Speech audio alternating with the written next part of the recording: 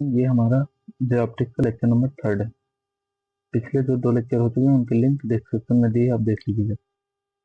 चलते हैं, आज हम टॉपिक देखते हैं अपने। देखो, सबसे पहले आज हम प्लेन मिरर, इसका डेविएशन, फिर क्वेश्चंस के बारे में देखेंगे। सबसे पहले प्लेन मिरर के बारे में देखो। प्लेन मिरर के बारे में 2 लेक्चर जो पीछे हो चुके हैं उनमें डिटेल में बात हो चुकी है, ठीक। अगर हम लिखना चाहें प्लेन मिरर क्या होता है, mirror having plane surface called plane mirror, ठीक। और पिछले 2 लेक्चर देख लीजिए, उसमें डिटेल में चीज बताया हुआ। देखो, अब हम देखते हैं डेविएशन। डेविएशन होता क्या है? Deviation by plane mirror.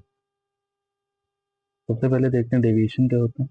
मान लो आप इधर से ये रास्ता थी, आप जा रहे थे, बीच में क्या आ गई, मान लो बिल्ली आ गई, ठीक। और इधर खाई थी, आपने खाई में बिल्ली को बचाने के लिए जंप लगा दी। मतलब आप जा इधर रहे थे, ये जो जितना डेविएट हुए इसे हम डेविएशन बोलते हैं। तो हम इसको निकालेंगे प्लेन मिरर से कितना होता है। तो सबसे पहले इसका जनरल फॉर्मूला देखते हैं क्या था। मान लो ये प्लेन मिरर था, ठीक। रे ऑफ इंसिडेंस और ये नॉर्मल, ये जाने किधर चाहिए थी, इधर जाती, मगर ये रिफ्लेक्ट हो गई इधर। मतलब कितना डेविएट हुई, मान लो डेल्टा डेविएट हुई। और ये एंगल ऑफ इंसिडेंस आई, और ये आर होता, बट दोनों बराबर होते तो इसको भी हम आई लिए ले रहे हैं। तो देखो, ये यहाँ से ये पूरा 180 होता है, ये मतलब delta plus 2i equal to pi. Delta equal to क्या आ गया, पाई माइनस 2i। ये जनरल फार्मूला है, बहुत इंपॉर्टेंट फार्मूला है, ठीक। अब हम देखते हैं, मान लो हम मिरर को रोटेट करा दें थीटा से, तो ये जो रिफ्लेक्टेड रे है ये कितने से रोटेट होती है। देखो ये इन जनरल क्या होता, ये मिरर था, इंसिडेंट से आई, जाने इधर चाहिए थी, ये नॉर्मल था, ठीक। और इधर रिफ्लेक्ट कर गई, ये कुछ डेल्टा 1 डेविएट हुई, ये एंगल आई। तो यहाँ से डेल्टा क्या आता है, पाई माइनस 2i, ठीक। मान लो हमने क्या किया, इसको थीटा से मिरर को थीटा रोटेट करा दिया। पहले मिरर इस तरह था और ये नॉर्मल इस तरह था। इसको हमने क्या किया, थीटा से जब मिरर को रोटेट करा दिया, मतलब ये कुछ एंगल थीटा घूम गया, ठीक। ये क्या है हमारा मिरर। तो ये इंसिडेंस है तो उसी तरह आएगी इंसिडेंस है, बट नॉर्मल अब क्या हो जाएगा, कुछ नॉर्मल में चेंज आ जाएगा। नॉर्मल कैसे होगा, नॉर्मल अब इस तरह होगा, पहले वाले नॉर्मल से थीटा एंगल का, ठीक। थीटा मान लो, फाई मान लो, थीटा चलो हम मान लेते हैं, ठीक। इसके बाद अब रिफ्लेक्टेड है, इस तरह रिफ्लेक्ट हो जाएगी। ये एंगल पूरा क्या होगा, देखो एंगल ऑफ इंसिडेंस आई और प्लस थीटा, ये क्या होगा, पूरा एंगल हो गया। हमको डेविएशन निकालना है ये, तो डेल्टा 2 मान लो हमको निकालना था। डेल्टा 2 इक्वल टू क्या आएगा, पाई माइनस, जैसे यहाँ पर इंसिडेंस का दोगुना किया वैसे यहाँ भी इंसिडेंस का दोगुना, इंसिडेंस क्या है, आई प्लस थीटा। तो डेल्टा 1 ये आ गया, डेल्टा 2 ये आया, और डेल्टा 1 ये। अब हमको अगर देखना है कि रिफ्लेक्टेड रे कितने से घूमी, पहले ये थीटा एंगल नहीं घूमा था मिरर, इसके बाद हमने मिरर को थीटा एंगल घुमा दिया। तो अब हम देखेंगे कि रिफ्लेक्टेड रे कितने से घूमेंगी। तो नेक्स्ट स्लाइड में चलते हैं। देखो, हमारा डेल्टा 1 क्या है, पाई माइनस 2i, और डेल्टा 2 क्या है, pi minus 2i plus theta. अगर हमको देखना है रिफ्लेक्टेड रे में कितना टर्न आया, तो डेल्टा 2 माइनस डेल्टा 1, इसको करोगे तो आएगा माइनस 2 थीटा। माइनस डायरेक्शन बता रहा है क्योंकि एंटी क्लॉकवाइज है, और 2 थीटा क्या बता रहा है कि अगर हम मिरर को थीटा से घुमाएंगे तो रिफ्लेक्टेड रे जो होगी वो 2 थीटा से घूम जाएगी। अब इसके ऊपर हम क्वेश्चन करते हैं। देखो, पहला क्वेश्चन है हमारा, क्वेश्चन पढ़ लीजिए।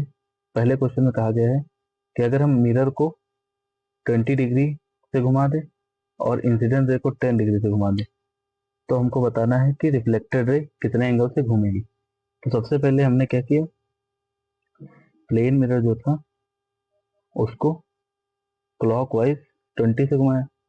तो रिफ्लेक्टेड रे कितने से घूमेगी, रिफ्लेक्टेड रे ये दोगुना से घूमती मतलब 40 से घूम जाएगी। ठीक, इसके बाद हमने क्या किया है, इंसिडेंट रे को 10 से घुमा दिया क्लॉकवाइज। देखो जब इसको हम 10 से यहाँ पर घुमाएंगे तो ये कुछ पास आ जाएगी, इसके आएगी कि नहीं, मतलब ये भी 10 से रिफ्लेक्टेड रे, ये भी 10 से घूमेगी बट एंटी क्लॉकवाइज घूमेगी।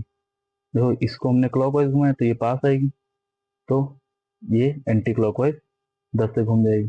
तो यहाँ रिफ्लेक्टेड रे घूमी 40 से, यहाँ 10 से, और दोनों की डायरेक्शन उल्टा है तो दोनों को माइनस करेंगे, 40 माइनस 30, 40 माइनस 10 कितना आएगा, 30 डिग्री क्लॉकवाइज रिफ्लेक्टेड रे घूमेगी। ठीक, नेक्स्ट क्वेश्चन में चलते हैं। देखो भैया क्वेश्चन में कहा गया है कि find the angle of deviation, angle of deviation बताना है, पहले क्लॉकवाइज बताना फिर एंटी क्लॉकवाइज बताना है। ठीक, देखो ये रे किधर जाती, इधर जाती, मान लो ये रिफ्लेक्ट हो गई थी। ठीक, तो ये डेविएशन निकालना है, ये क्या है एंटी क्लॉकवाइज। तो सबसे पहले एंटी क्लॉकवाइज का फॉर्मूला क्या था, delta equal to pi minus 2 i, i कितना है 30, मतलब 180 माइनस 60, ये क्या है 120 एंटी क्लॉकवाइज। अगर क्लॉकवाइज देखेंगे, क्लॉकवाइज कैसे निकालेंगे, क्लॉकवाइज का मतलब यहाँ से ये इधर जाती, मतलब यहाँ से ये क्या होगा क्लॉकवाइज, मतलब ये 180 यहाँ से यहाँ तक चले, देखो यहाँ से यहाँ तक 180 चले और 60 और चले, मतलब क्लॉकवाइज अगर डेविएशन निकालना था तो 180 प्लस 60 मतलब क्या है 240 क्लॉकवाइज। ठीक, नेक्स्ट क्वेश्चन में चलते हैं। देखो भाई बहुत बढ़िया क्वेश्चन है। देखो क्वेश्चन में क्या कहा गया है कि a light ray incident on a plane mirror, इस पे एक लाइट रे इंसिडेंस होती है, मान लो हमने क्या अलग इसका फिगर बनाते हैं, ये किस पे 60 डिग्री पे दो इंक्लाइन है, यहाँ पे एक लाइट रे मान लो किस पे, ये मान लिया मैंने आई, तो रिफ्लेक्ट भी हो गई, लॉ ऑफ रिफ्लेक्शन से ये भी क्या हुआ आई, तो ये क्या होगा 90 माइनस 2 आई, इधर ये आई तो इसके यहाँ नॉर्मल और इसके इधर रिफ्लेक्ट हो गई। ठीक, जिस एंगल को मैंने मान लिया आर और इसको भी मान लिया आर, तो ये वाला एंगल क्या होगा 90 माइनस आर, तो इस ट्रायंगल का सम क्या हो जाएगा 180। तो कर लेते हैं इसको, देखो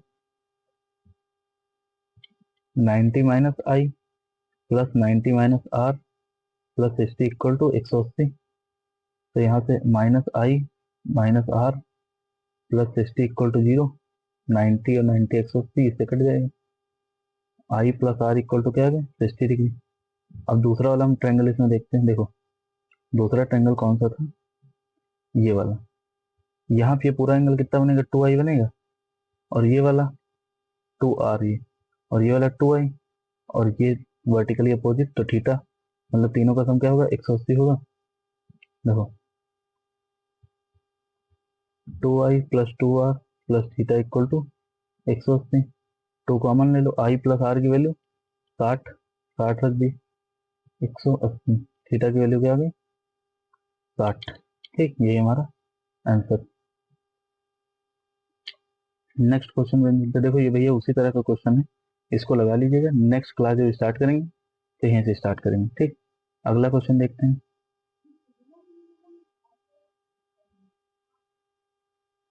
देखो भैया ये क्वेश्चन देखें, ये हॉरिजॉन्टल से थीटा एंगल पर है। ठीक, तो एक हॉरिजॉन्टल बना लिया, तो ये एंगल ये दोनों पैरेलल हो जाएंगे, ये लाइन, तो ये भी क्या हो जाएगा थीटा, ये रिफ्लेक्ट करेगी रे इधर से, ये है थीटा, तो ये क्या हो जाएगा 90 माइनस थीटा, ये क्या हो जाएगा 90 माइनस थीटा, ये एंगल थीटा है तो ये दोनों वर्टिकली अपोजिट से ये भी थीटा हो जाएगा।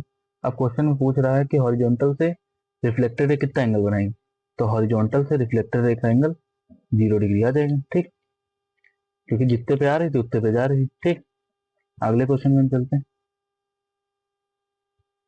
ये भी क्वेश्चन आप होमवर्क में करके कर लाइएगा, वैसे सरल